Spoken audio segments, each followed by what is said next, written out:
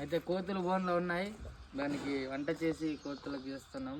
చూడండి ఎట్లా ప్రిపేర్ చేస్తామో దానికి కూడా.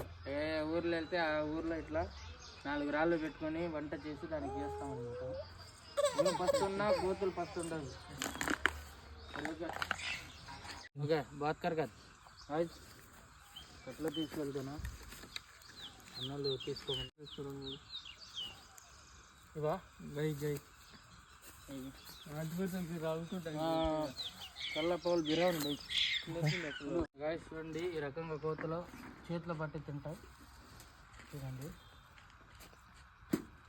ఇప్పుడు మనం ఉన్నాం కదా, అది దూరం ఉండాలి. దూరం ఉంటేనే కోతులు తింటాయి. తినరా రాజా.